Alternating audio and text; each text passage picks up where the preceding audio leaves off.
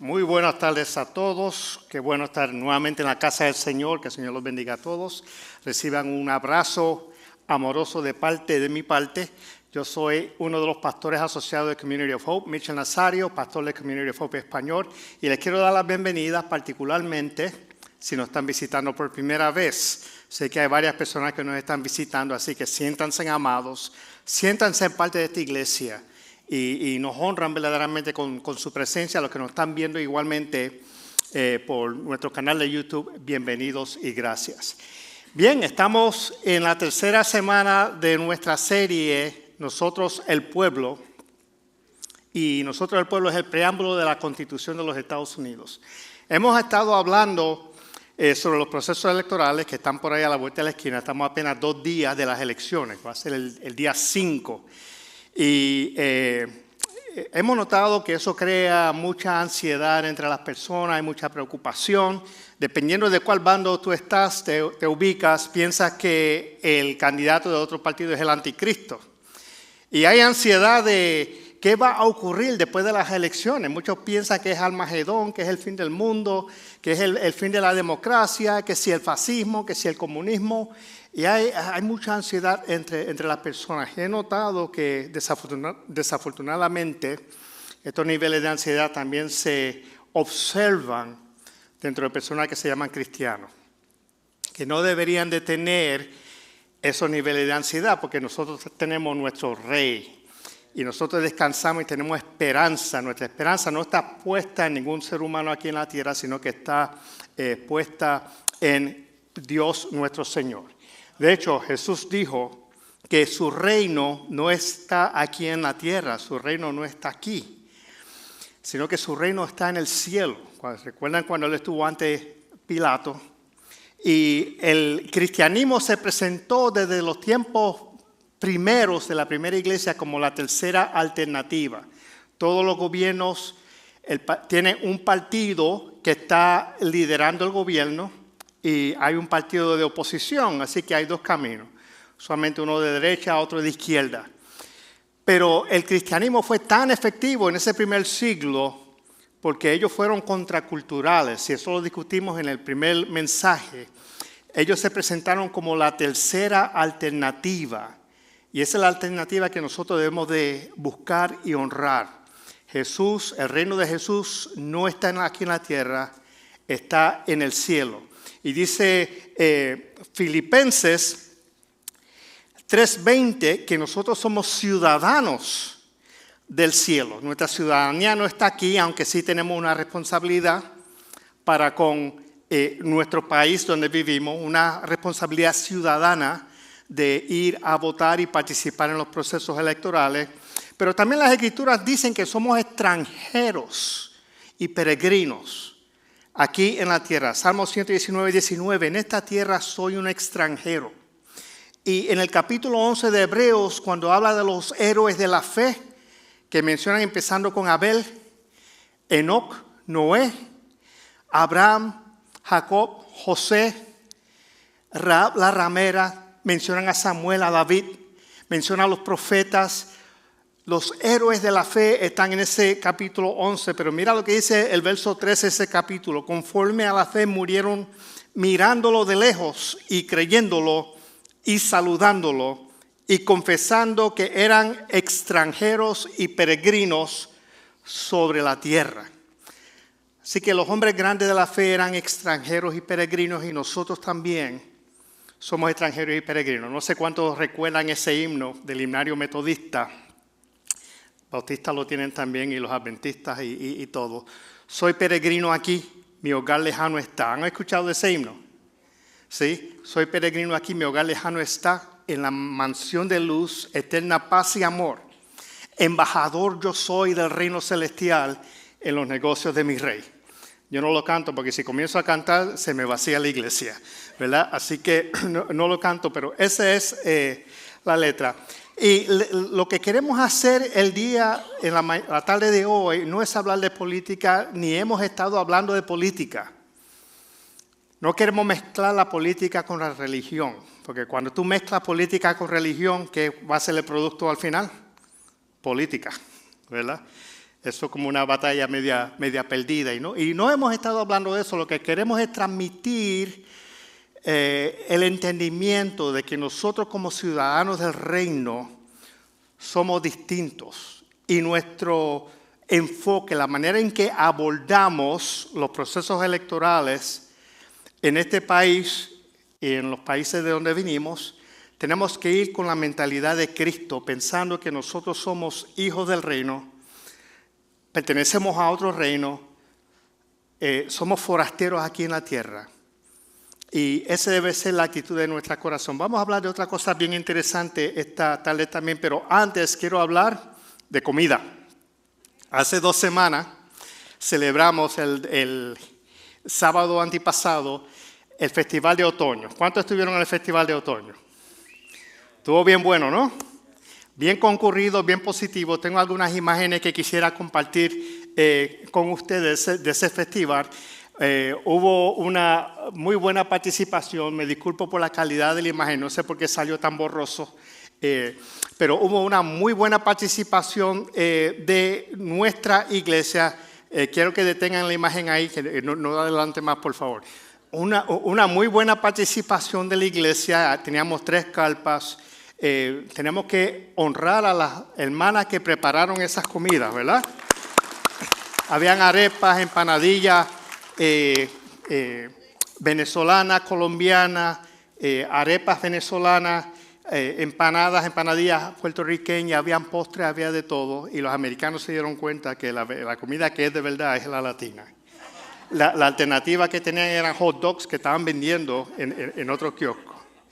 Así que fueron y nos abordaron a nosotros. Pero interesantemente, pueden adelantar el próximo. El otro, por favor. Ahí. Aquí hay unas empanadas. Creo que los colombianos dicen empanada. Los puertorriqueños empanadillas, ¿verdad? Este es el colombiano y este es el puertorriqueño. Y yo me di a la tarea de ver los ingredientes. ¿Cómo es que se hace eso? ¿De qué están hechos?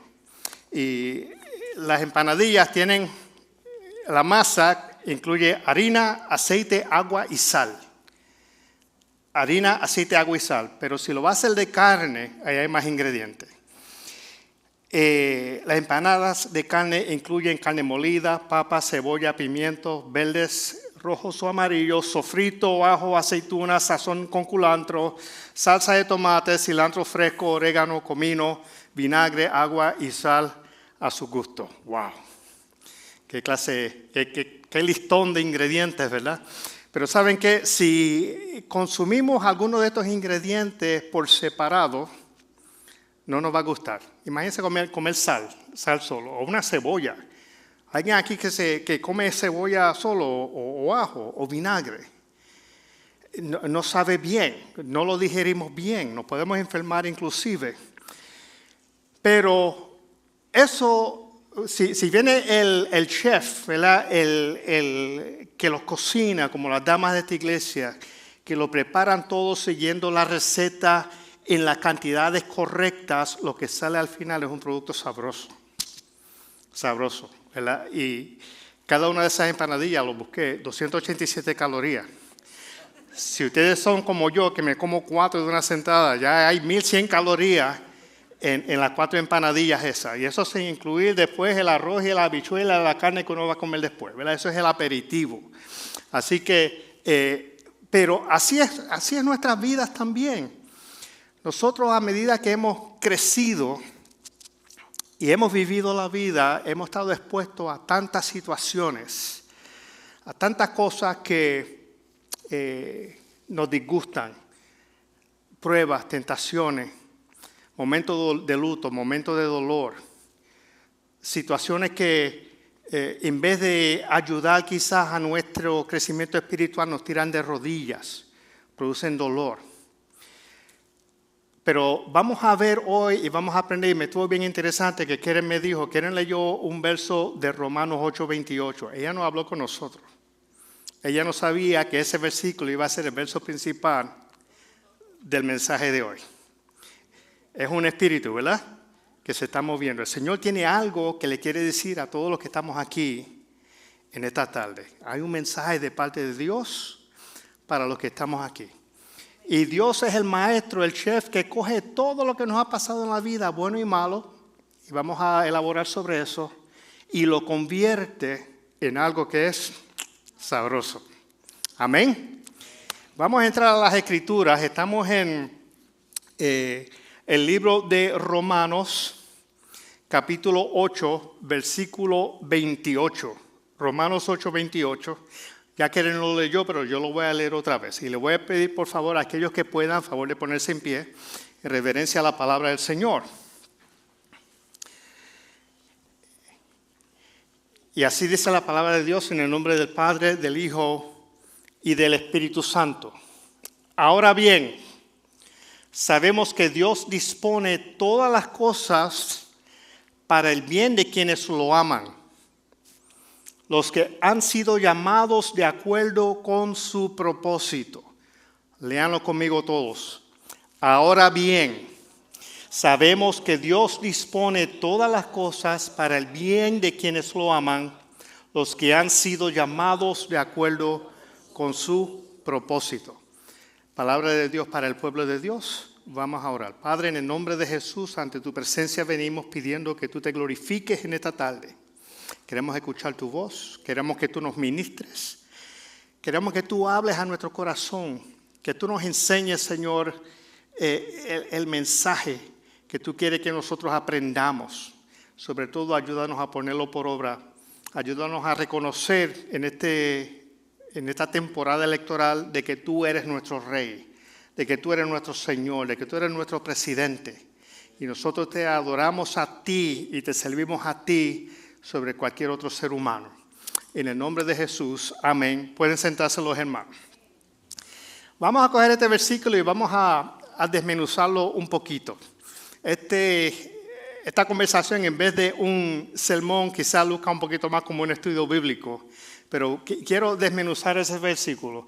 Mira Romanos 8, 28. Ahora bien, sabemos que Dios dispone todas las cosas para el bien de quienes lo aman. Quiero subrayar quienes lo aman, los que han sido llamados de acuerdo con su propósito. Esta es una promesa hermosa, pero es una promesa condicional. Esto no es para todo el mundo. Estos son para aquellos que aman al Señor, aquellos que han entregado su vida al Señor y viven conforme a sus propósitos.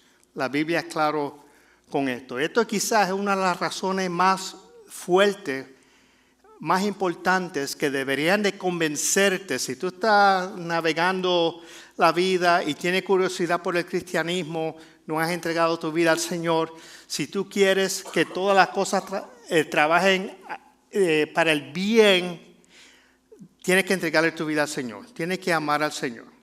Y si yo pregunto, ¿cuántos aquí aman al Señor? Yo me imagino que todos levanten la mano. ¿Quiénes aman al Señor aquí? Amén, amén. Qué bueno que todos amamos al Señor. Pero la pregunta obligada es, ¿lo amamos de verdad? ¿Amamos al Señor de verdad? Hay muchas personas que se llaman cristianos. Hay muchas personas que se identifican con diferentes denominaciones. Ah, sí, yo soy cristiano, yo soy bautista, yo soy cristiano, yo soy metodista, yo soy cristiano, yo soy católico. Pero ni asisten a la iglesia, ni le sirven al Señor como el Señor quiere. El Señor contesta esta pregunta. ¿Quiénes son los que aman al Señor? Juan 14, 21. El Señor pregunta, ¿quién es el que me ama? El que hace suyos mis mandamientos y los obedece. El que oye la palabra de Dios y lo hace. Ese es el que ama al Señor. De hecho, algunos versos más adelante, Juan 15 dice, si ustedes me aman, obedecerán mis mandamientos. Así que hay una promesa encerrada, una verdad encerrada en ese versículo, que es para los que aman al Señor. Vamos a regresar al versículo otra vez. Romanos 8, 28. Ahora bien, sabemos que Dios dispone todas las cosas para el bien de quienes lo aman. Todas las cosas el Señor lo dispone para el bien. Y la palabra operante aquí es que Dios redime. las cosas. Puede ser que hayamos cometido muchos errores en la vida. Puede ser que nos encontremos en el hoyo metido y bajo unas circunstancias difíciles y adversas, pero Dios puede redimir tu situación para convertirlo en el bien. Y la Biblia está llena de estos ejemplos. Vamos a Génesis 50:20. Y esta es la historia de José, cuando José se encuentra con sus hermanos que lo habían vendido como esclavo a unos madianitas, y él termina en Egipto. Pero ellos luego se encuentran, y mira lo que José le dice: es verdad que ustedes pensaron hacerme mal, pero Dios transformó ese mal en bien para lograr que hoy estamos viendo, lo que hoy estamos viendo, salvar la vida de mucha gente. El Señor transformó el mal que le habían hecho a José para salvar la vida de mucha gente. Y Isaías 61:3 es parte de la lectura que hizo Jesús cuando entró a Nazaret, a la sinagoga de Nazaret. Dice que se levantó a enseñar, abrió las escrituras y salió en Isaías. Y esta parte no está en el discurso de Jesús en el Evangelio, pero mira qué interesante. ¿A qué vino Jesús? A confortar a los dolientes de Sión. Me ha enviado a darles una corona en vez de cenizas, aceite de alegría en vez de luto, traje de alabanza en vez de espíritu de desaliento. Jesús puede redimir tu vida. Aquello que te carga, aquello que te aflige, quizás el sentimiento de culpa que tú cargas por tantos años, por cosas que hayas hecho en el pasado, el Señor puede redimir eso para tu bien. Regresamos al verso de Romanos 8:28. Ahora sabemos que Dios dispone todas las cosas. ¿Cuál es la palabra aquí? Todas. Chequeé en el original griego. ¿Y qué es lo que quiere decir todas? Todas. ¿Verdad? Dios dispone todas las cosas para el bien de quienes lo aman. Me encanta, como le dice la versión en inglés del Modern King James Version de las Escrituras, que lee así. Déjame ver si lo encuentro. Aquí dice: all things work together for good. Todas las cosas trabajan juntos para el bien. Todas las cosas trabajan juntos para el bien. Eso es lo malo y eso es lo bueno. Recuerdo una caricatura de Charlie Brown. ¿Cuántos han visto a Charlie Brown? Lo conocen, ¿verdad? Ahí está Charlie Brown con Snoopy. Están al lado de un lago. Están mirando el lago. Y ahí no está el caption. Ahí no está lo que Charlie Brown dice. Pero Charlie Brown dice en esa escena: si yo tuviera la madurez que tengo ahora, no hubiera cometido los errores que cometí en mi juventud. ¿Cuántos piensan así? Veo algunas manos, ¿verdad? Si yo tuviera la madurez que tengo ahora, no hubiera cometido los errores que cometí en mi juventud. ¿Qué fue lo que le contestó Snoopy? Si tú no hubieras cometido los errores de tu juventud, no tendrías la madurez que tienes ahora. Eso no es. Y yo cuando miro para atrás mi propia vida, que mi vida al principio eso era como un yo-yo, un sub y baja espiritual, un sub y baja espiritual. Yo acepté al Señor temprano en mi vida, yo tendría como 16 años. Pero qué difícil es servir al Señor como es. Pablo mismo decía eso: la cosa que no quiero hacer, esa es la que hago. Era una lucha y cometí muchísimos errores, muchos tropiezos, muchos traspiés, cosas del cual me avergüenzo hasta pensar en ello. Cargué con culpa por muchísimos años, pero cuando miro para atrás, yo le doy gracias a Dios por la victoria, los momentos buenos y también por esas situaciones de fracaso. Porque todo eso trabaja junto para convertirnos y darnos esa madurez espiritual. Por eso Santiago dice: tened por sumo gozo cuando estén pasando por pruebas, porque la prueba de vuestra fe produce paciencia. Y eso no quiere decir que ya yo lo he alcanzado. Pablo mismo dice: yo no lo he alcanzado. Yo sigo siendo un hombre pecador. Estoy en ese proceso de santificación como lo estamos todos. pero le damos gracias a Dios porque el Señor trabaja en todo para nuestro bien. Ok, pero ¿qué tiene que ver esto con gobiernos y política? ¿Verdad que estamos hablando? Cuando la Escritura dice Dios trabaja en todo para nuestro bien, eso aplica para los gobiernos y la política también. Dios trabaja en nuestros gobiernos y en nuestros sistemas políticos para nuestro bien. Para contestar esta pregunta tenemos que remontarnos a temprano en la Biblia con el profeta Samuel. En Samuel capítulo 8 nos dice las Escrituras de que ya Samuel estaba bien viejito, él fue un profeta, él fue el que ungió a David para que David posteriormente fuera rey, pero ya estaba bien viejo, entrado en años. Y antes de que él ungiera primero a Saúl y después a David, el pueblo, los ancianos se le acercan, porque él estaba tan viejito que entonces él nombra a sus 2 hijos para que fueran jueces sobre Israel. Pero ¿cuál era el problema? Los 2 eran unos corruptos. Así que van los ancianos de Israel allá y dicen, Samuel, nosotros queremos que tú nos impongas rey. Queremos un rey como las demás naciones tienen. Y eso no le agradó a Samuel. De hecho, Samuel fue a orarle al Señor. 1 Samuel 8:7. Y él oró al Señor y le presentó hacia el Señor. Y mira lo que el Señor le dijo, pero el Señor dijo, hazle caso al pueblo en todo lo que te diga. En realidad no te han rechazado a ti, sino a mí, pues no quieren que yo reine sobre ellos. El Señor quería ser el rey y Señor y el líder del pueblo de Israel. Pero el pueblo rechazó a Dios porque querían ser igual que los pueblos vecinos de ellos, querían tener el rey. El Señor les advirtió a ellos de todos los problemas que le iban a traer tener un rey sobre ellos. Le iban a poner impuestos, le iban a diezmar todos los ganados y todos sus bienes, iban a obligar a los hijos a ir a la guerra, a pelear, iban a coger a sus hijas para servir en los palacios del rey, y un mal tras otro, advirtiendo al pueblo.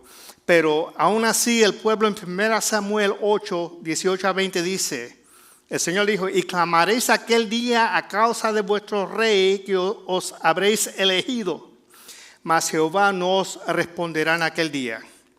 Pero el pueblo no quiso oír la voz de Samuel y dijo, no, sino que habrá rey sobre nosotros y nosotros seremos también como todas las naciones y nuestro rey nos gobernará y saldrá delante de nosotros y hará nuestras guerras.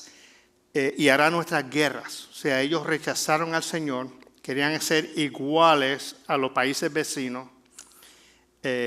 Suena mucho a la época en que estamos viviendo, donde la iglesia quiere ser igual, quiere conformarse al mundo. Y rechazaron la soberanía y el reinado de Dios para escoger rey para sí mismo. Y esta es una lección para nosotros. Tenemos que tener mucho cuidado si ponemos nuestra confianza, nuestra fe, nuestra esperanza en un ser humano como lo hacen las demás personas. Porque queremos ser similares. Porque esa es la ola de esta población. Nos estamos moviendo en esta situación política. Tenemos que reconocer de que nosotros ya tenemos un Señor, que nosotros tenemos un Rey, un Salvador. Eso no quiere decir que no vamos a votar. Vamos a ir a votar, tenemos que cumplir nuestro deber ciudadano, pero no podemos dejar de perder de que Dios está sobre todo lo demás. Así que las Escrituras también nos enseñan que Dios quita reyes y pone reyes. Dios quita reyes y pone reyes. Y esto está tanto en el Viejo Testamento como en el Nuevo Testamento. En el Viejo Testamento vamos a Daniel 2:21. Daniel 2:21, donde él dice, él cambia los tiempos y las épocas, pone y depone reyes. Eso es el Viejo Testamento. Pero mira lo que dice Pablo en el Nuevo Testamento. Estamos en el libro de Romanos. Romanos 13:1. Sométase toda persona a las autoridades superiores, porque no hay autoridad sino de parte de Dios, y las que hay por Dios han sido establecidas. Todas las autoridades han sido establecidas por Dios. Pero vamos a escuchar de la boca de Jesús mismo. Vimos un verso del Viejo Testamento, uno del Nuevo Testamento. Mira lo que dice Jesús, Juan 19:11. Y esto es respondiendo a Pilato, cuando él está delante de Pilato. Respondió Jesús: ninguna autoridad tendrías contra mí. Esto porque Pilato dijo: ¿por qué no te defiendes? ¿Por qué no me hablas? Tú sabes que yo puedo decidir sobre tu vida. Y él dice: ninguna autoridad tendrías contra mí si no te fuese dada de arriba. Así que Dios es el que establece los gobiernos. Y Él levanta reyes con un propósito. ¿Cuál es el propósito de Dios al levantar reyes? Y esto nos lo enseña las Escrituras. Vamos a Romanos 13:4, que dice de la siguiente manera: pues el gobierno o las autoridades está a servicio de Dios para tu bien. Los gobiernos están al servicio son servidores de Dios para el bien del pueblo. Pero si haces lo malo, entonces debes tener miedo. No en vano lleva la espada, pues está al servicio de Dios. Nuevamente es un servidor de Dios para impartir justicia y castigar al malhechor. Vamos a dejar esa diapositiva ahí por un tiempo. Así que, ¿cuál es la responsabilidad dada por Dios a los gobiernos? Ser el servidor de Dios para nuestro bien, y los gobiernos son necesarios porque los gobiernos proveen ¿para qué? Para la educación, para la salud pública, para la seguridad pública, para el agua potable, para la energía eléctrica, para las finanzas del pueblo, para los programas de retiro, para los viejitos. Así que hay muchos servicios que el gobierno ofrece y ellos están puestos por Dios para ofrecer los servicios. Pero mira lo que dice también aquí: están al servicio de Dios para impartir justicia y castigar al malhechor. ¿Qué ocurre cuando un presidente o un gobernante hace lo contrario? No imparte justicia y no castiga al malhechor, sino que él mismo es un malhechor. ¿Qué es lo que ocurre a esta persona? Y yo sé que unos cuantos aquí de sus propios países pueden pensar en los que están dirigiendo los países de uno, que no son las personas más nobles ni más benévolos. Pero mira lo que dice Romanos 13:2. Cuando esto no sucede, Dios quita reyes. Romanos 13:2 dice: por lo tanto, todo el que se opone a la autoridad se rebela contra lo que Dios ha instituido. Aquí la palabra clave es todo, todo. Porque esto se refiere a los ciudadanos comunes y corrientes, también se refiere a los que están en autoridad, a los reyes y los presidentes.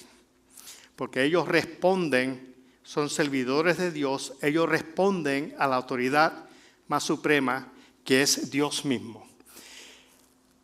Se opone, la autoridad se rebela contra lo que Dios ha instituido. Los que así proceden recibirán castigo.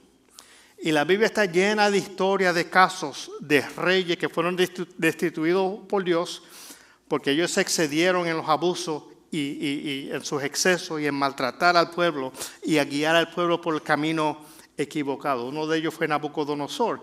Si vemos el libro de Jeremías, capítulo 43, el Señor habla de Nabucodonosor como que era su siervo. Porque el Señor le dio una tarea a Nabucodonosor para impartir juicio a Judá que se había apartado del Señor. Pero en ese proceso Nabucodonosor fue tan abusivo al destruir el pueblo de Judá y deportar a todos esos hebreos a su pueblo, que Jeremías dedica 2 capítulos, capítulos 50 y 51 del libro de Jeremías, para hablar del castigo y del juicio que Dios iba a imponer a Babilonia y a Nabucodonosor también por excederse. ¿Qué quiere decir todo esto para nosotros entonces? ¿Cuál es el significado de todo esto? En primer lugar, no entre en pánico si su candidato político pierde las elecciones. No entre en pánico si su candidato político pierde las elecciones. Porque nuestro candidato sobre los dos que están corriendo en este país es ¿quién? Es Jesús, es Dios, ese es nuestro candidato, nosotros le servimos a Él. Así que no tenemos que entrar en pánico. Dios sigue trabajando para nuestro bien, como dice Romanos 8:28. Así que si tú amas a Dios y tú le sirves conforme a sus propósitos, el bien te va a llegar. El Señor está trabajando para tu bien. Y respectivamente de cuál es el resultado electoral en estas elecciones que se avecinan. Y los seguidores de Cristo tienen una esperanza firme y resistente de que nosotros sabemos a quiénes nosotros servimos. Mira lo que dice Filipenses 2, 9 al 11. Filipenses 2, 9 al 11. Por eso Dios, hablando de Jesús, y ahorita vamos a celebrar la Santa Cena, donde Jesús entregó su vida. Ustedes ven la cruz, entregó su vida en la cruz. El pan representa su cuerpo que fue inmolado por nosotros. Y el jugo representa la sangre que Él derramó por nosotros. Y por Él haber entregado su vida por nosotros, dice Filipenses, por eso Dios lo exaltó hasta lo sumo y le otorgó el nombre que está sobre todo nombre, para que ante el nombre de Jesús se doble toda rodilla en el cielo y en la tierra y debajo de la tierra. Y toda lengua confiese que Jesucristo es el Señor para gloria de Dios Padre. Jesús es nuestro Señor. Vamos a votar, aquellos que puedan votar, algunos quizá no van a votar, a lo mejor ni tienen el derecho, ¿verdad?, a votarse porque no son ciudadanía y no están metidos dentro de la política nacional de Estados Unidos. Pero las cosas que hemos hablado aquí les aplica a todo el mundo, porque viene de países donde también hay procesos políticos ahora mismo y tenemos que aprender a aplicar todos estos principios en nuestras vidas también. Así que vamos a orar para que el Señor nos bendiga, para que el Señor bendiga este país. Dentro de 2 días van a ir a votar. Vamos a pedir que todo transcurra sin ningún incidente, que salga todo bien. Y nosotros como hijos de Dios, que nosotros demos testimonio en ese proceso de que somos hijos de Dios.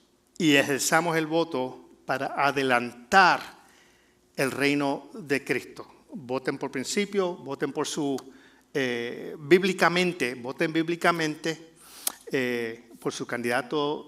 No estamos diciendo por quién votar, no estamos hablando política. Lo que queremos es que se enfoquen y reconozcan de que sobre los candidatos de los partidos locales aquí, nosotros respondemos igual que los candidatos políticos, tenemos que responder al Señor.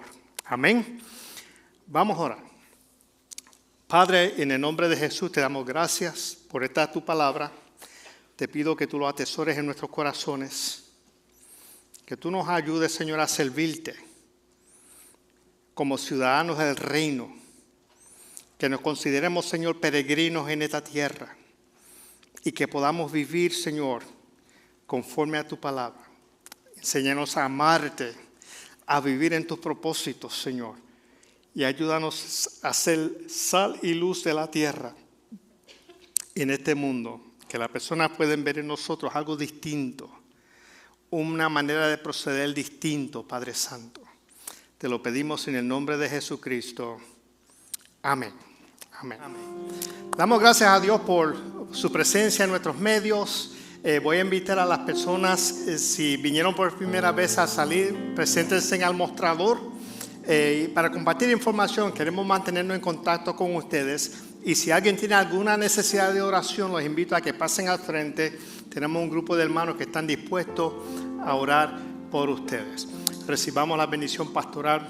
Padre, Te damos gracias por tu bendición y por tu presencia en nuestros medios. Te pido que tú nos despidas a nuestros hogares con la bendición de Dios el Padre, la gracia de nuestro Señor Jesucristo y la comunión y dirección de tu Santo Espíritu. En el nombre de Jesús. Amén. Pueden irse en paz.